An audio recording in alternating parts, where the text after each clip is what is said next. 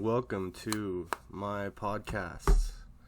My name is Luke Brunet, and I wanted to make this because I'm very narcissistic, and it's all about me. And I don't care who hears this, who listens to this. This is simply out of my own personal, gratuitous pleasure. So, you don't like the sound of my voice. I don't think it's going to change throughout my life unless I really take it to smoking. But I'm going to try to go the other way and not smoke. But so far, that's not going so great. But we can get into that topic a little bit later.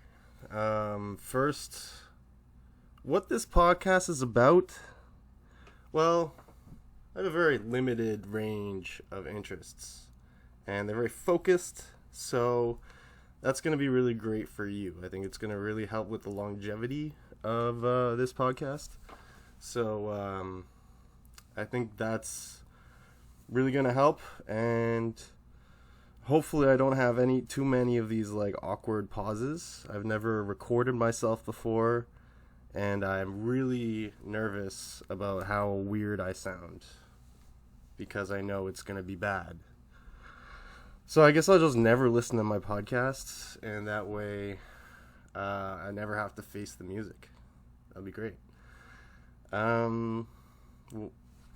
What have I been doing today? I've been on YouTube a lot, and it's almost like I should be working for them because I'm just like a guinea pig in their YouTube algorithm experiment because they've really got me on a hook, you know? You just start off watching one little clip of The Office, and soon enough you're watching a wiener dog race across a football field, or the actual thing that I saw, which is a wiener dog race across an ice hockey rink, which is actually, who wouldn't want to see that? So what am I saying? I'm a hypocrite. Don't judge that, because you are too. I'm glad we're getting off to a really good start with our relationship, you and me, audience. I'm just going to address all of you as a just general audience. And, yeah, I hope you are able to get out of the YouTube algorithm trap. It was 4:25 seconds ago. I hope you're able to get out of it because I think I'm going to crawl myself out of it eventually. But I love YouTube. I love content. I'm a big fan of all the known kind of comedic talents on YouTube. So I'm going to be talking a lot about that. So if you already know about that, maybe you'll be like, hey, I'm having a one-sided conversation with someone I already talking about stuff I already know, which you can either relate or get really bored. I'm glad I'm like planning out how you're going to be entertained too. That's good. Yeah, I love anything in the comedic realm of YouTube. Like today I was watching the On Cinema Oscar special, number, I think it's 7 now. Tim and Eric. I don't know if you guys have heard of Tim and Eric. If you haven't, if it's fresh to your ear holes, Tim and Eric is like the best kind of satire duo in comedy history, I think. Because I'm a comedy historian. I went to Harvard. And after that, I got my doctorate in hilarity with a master's in graphology.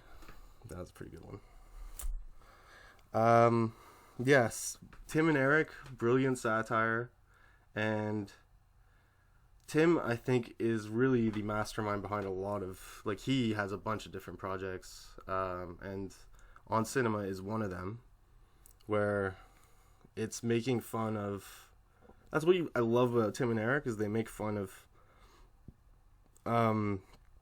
just the old kind of setups in terms of commercials or just the way people would try to act on TV. And they are really good at finding... Oh, if you heard that, that's my laundry. It's ready. Doing my laundry today. Because my mommy's not home.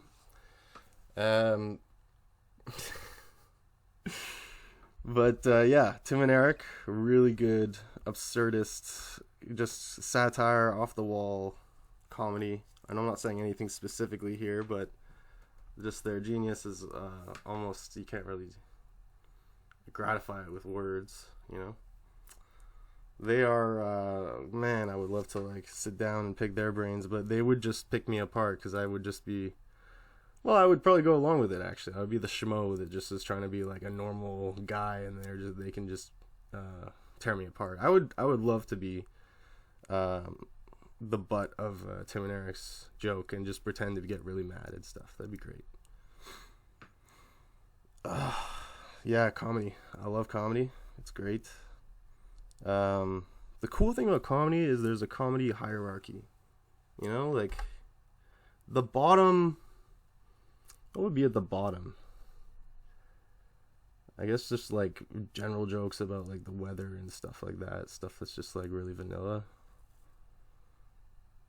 People say puns are like the lowest form of humor, but honestly, there are levels of puns, you know? There's obvious ones. You know, that's the icing on the cake, and it's like a cake.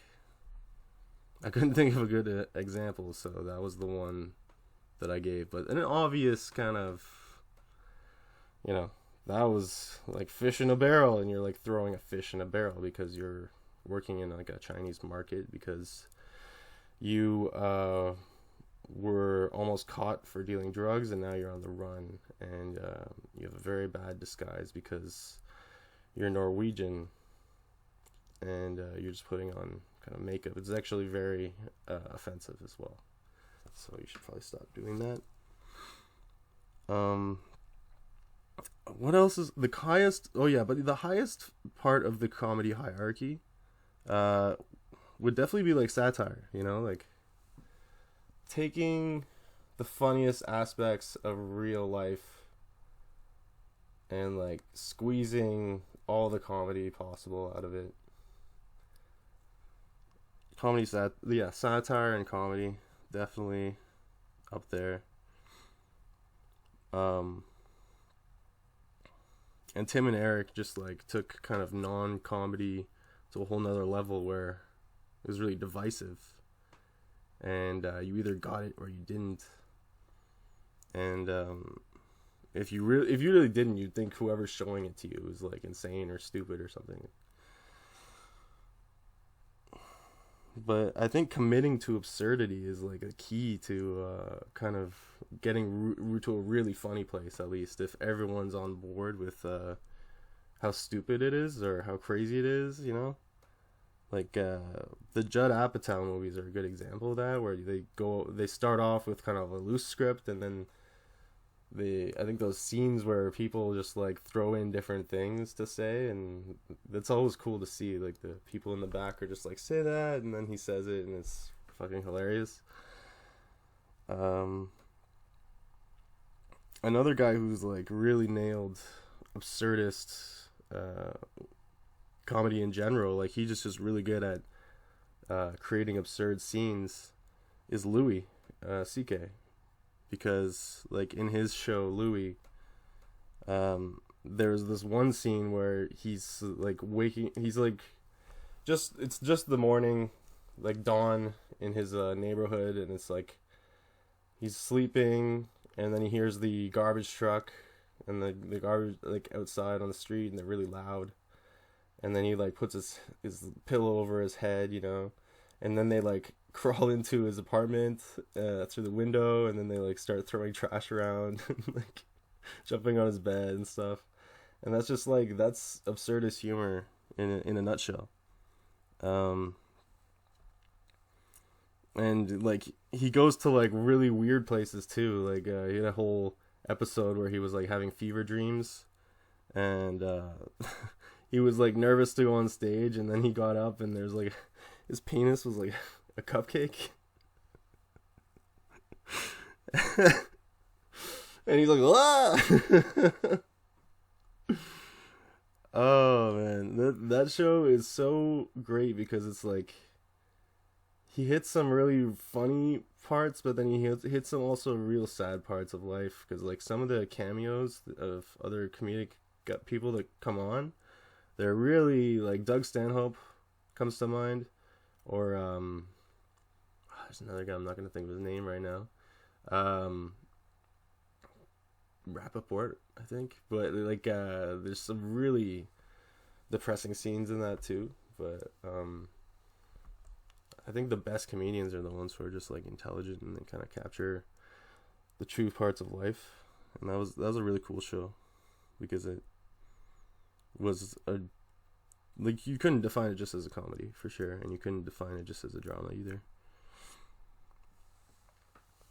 With Absurdist comedy, the pinnacle, and I think like this is as far as it's gonna get pretty much, is like Eric Andre, with his show where he just brought on celebrities and just tried to make them feel as uncomfortable as possible, whether it was like turning the heat way up, or like releasing birds in the set studio like on the rails and stuff, or like someone underneath the seat pops out.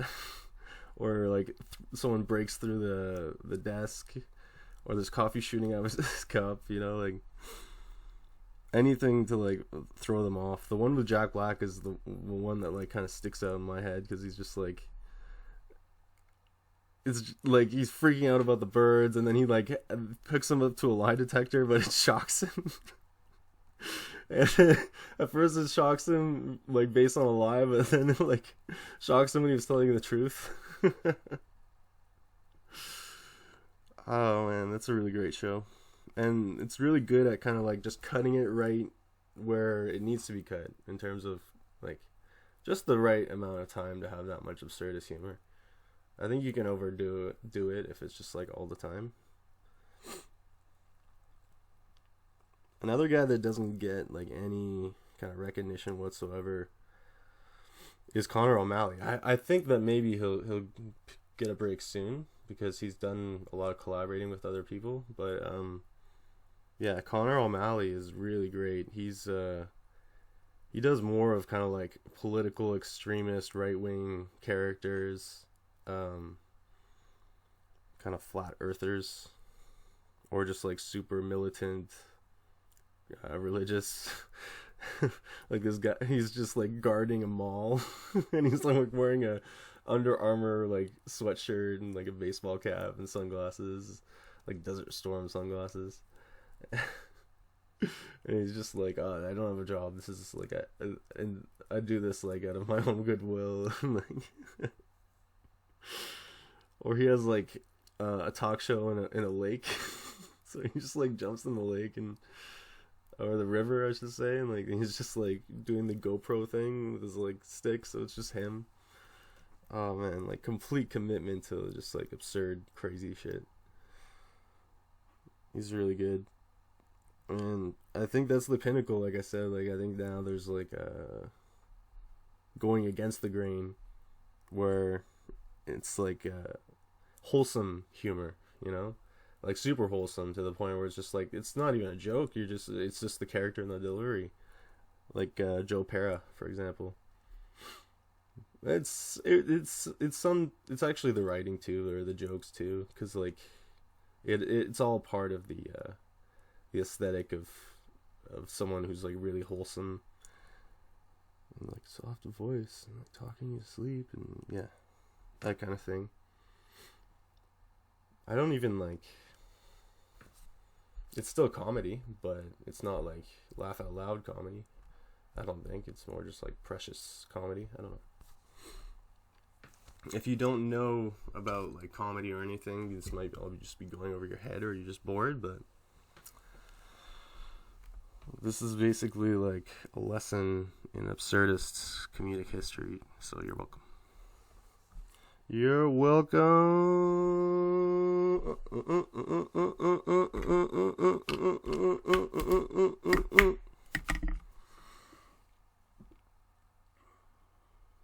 Another thing I noticed in comedy is like, definitely in recent decades, is our glorification of the characters who are like lovable, sympathetic idiots or buffoons, you know? Like Homer Simpson definitely comes to mind. Like, oh, or like, oh, when he's like drilling, you know? Oh, fat American, dumb, kind of like, you know, but still has good values at the end of the day, so he's redeemable. Values. Joey from Friends, you know, how you do? What do you do? It's almost more like Ross, but yeah, Joey, like, he gets to fuck everyone, I guess, because he's just like hunky Italian bro from the 90s. But Kramer from Seinfeld, he was not like, he wasn't stupid. He was just crazy. Crazy neighbor. Still one of the best characters, despite all the stuff that happened after that. Honestly, I don't get people that can't separate art from the artist. I don't get it, because it's still, at the end of the day, it's just art. If it makes you feel good, then pursue art in that way. Luke quotes. And finally, Michael Scott. Michael Scott is such a great character. It's like top 3, definitely, comedic characters, I would say. Just so good at like maximizing the funniness out of awkward interaction scenes, you know. I was watching the bloopers. I don't forget what season it was, but he was hiding underneath like a lunch tray when the CEO was there, and then he like crawls out and backs up, and then just like pretends to bump into him. Didn't see you there. Oh man, yeah. So yeah, sympathetic, lovable idiot. That's the way to go if you want to strike comedy gold. What did you eat today? I had Uber. This isn't a sponsor, by the way. If UberEats wants to sponsor me, that'd be cool, because I eat a lot of it, and I'm not proud of it. I'm the perfect consumer and the perfect figurehead. I hate loving UberEats. I think it's kind of like, part of it is like technology has made it so convenient. Everything's become so convenient. So we're just like, there's like a cowardly part to it, where it's like we don't even want to go through the slight like stress of interacting briefly with someone, so we want to cut it down to like the smallest amount possible, which is just like, hi Lewis, you know, like, is that you, you know, because it gives you their name. So it's like, oh, thanks man, that's great, thanks for coming out. It's like, I also feel stupid when places like 5 minutes away. It's like, this is just, what am I, like a king? Like, no, I must have my ice cap transported to me. I am Lord Luke in my castle. Mm-hmm.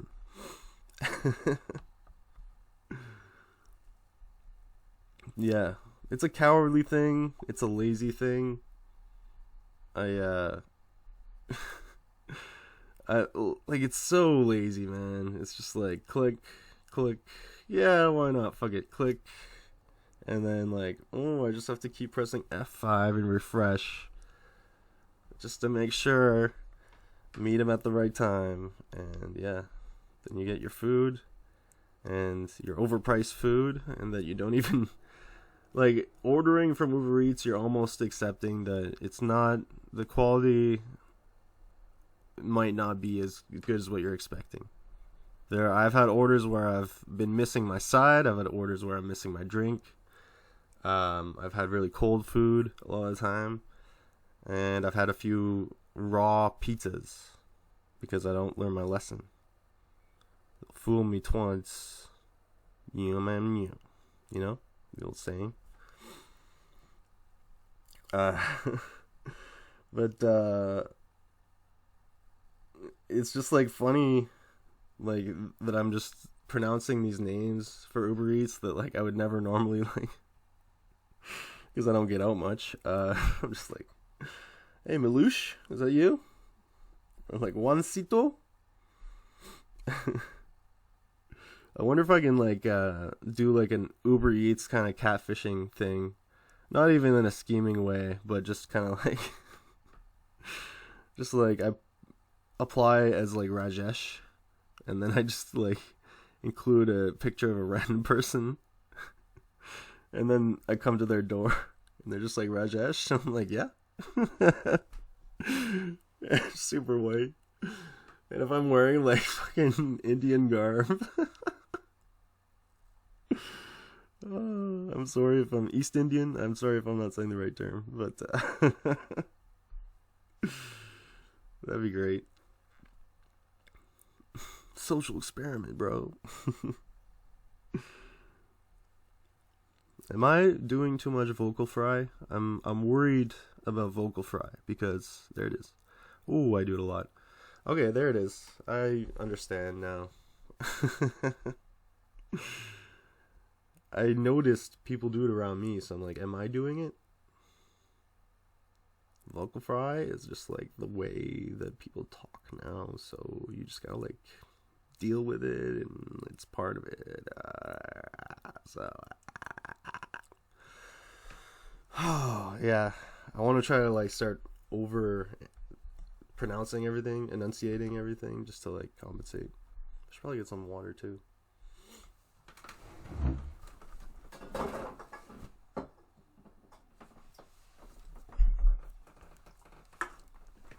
I had a sip of Coke, that's better. Yeah, do you vocal fry? You vocal fry. If so, try to reduce it. It's annoying and it's bad for your lung, throat, larynx, throatus. I don't know what it's called. Oh. Okay, I guess I have to be honest on this podcast. I am still at home at 29 with the parents because I am having trouble kind of like getting my shit together, you know. I was working as a driving instructor, and the reason I quit, well, we'll get into that later, but the one thing I noticed is like whenever I would say kind of when I'm talking to students, say that like, oh yeah, I'm still home, they're like, oh, that's okay, that's smart to do because you're saving money for like a place and stuff. And the whole time I'm just like, yeah, saving money, yeah, that is definitely an idea.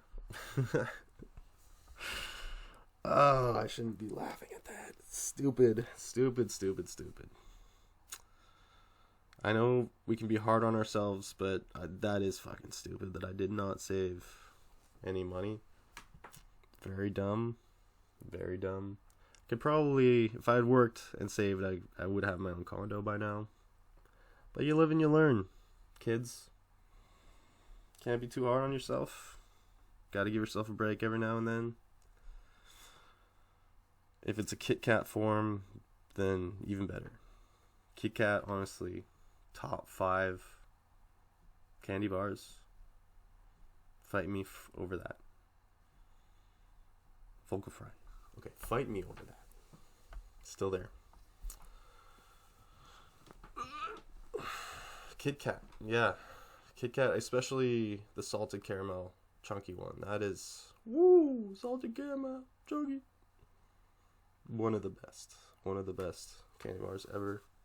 That one and the fucking chocolate on the outside, Oreo thing on the inside.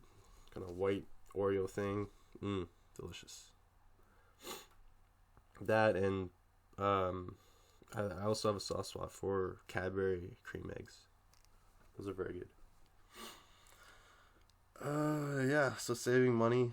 Definitely gotta start doing that. Gotta move out. Gotta work a job, man. I've had so many dead-end jobs. That are kind of like, you use the term soul crushing. They're not soul crushing. They're just exhausting, especially if you're not kind of like pursuing other things. Well, I mean, if you are pursuing other things, it is exhausting. But if it's like the only thing you've got going on, then it's even more kind of soul crushing.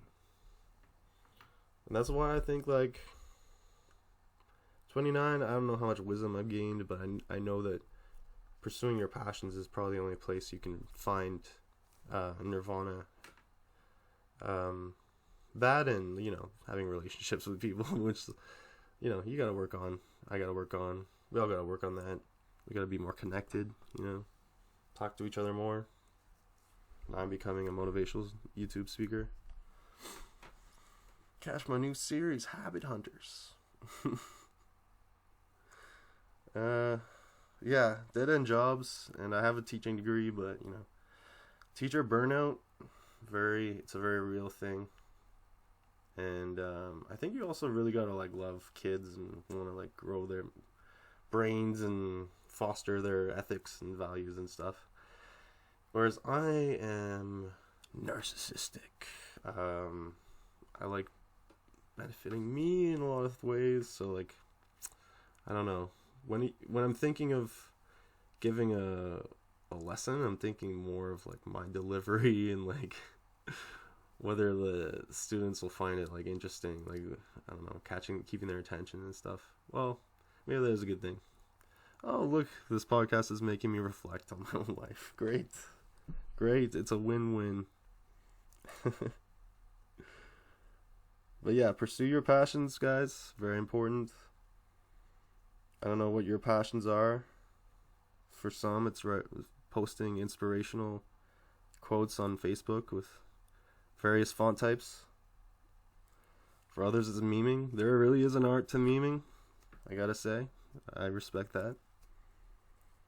And yeah, rock climbing. Those are pretty much the three. No, but seriously, my passions, I gotta say, I like music, tennis, mixed martial arts. I don't actually train them. I just kind of like, I'm a spectator. Fantasy hockey, which I spend a stupid inordinate amount of time on. Way too much. No one should spend that much time on fantasy hockey. I just like, I'm roster baiting. I'm just like, oh, my team's so good because I'm so good at fantasy hockey. Comedy. I love all things comedy. Like I said, a lot of these podcasts are probably going to revolve around comedy. I hope you guys can deal with that. But yeah, I want to pursue more passions. I'm very good at saying things I want to do.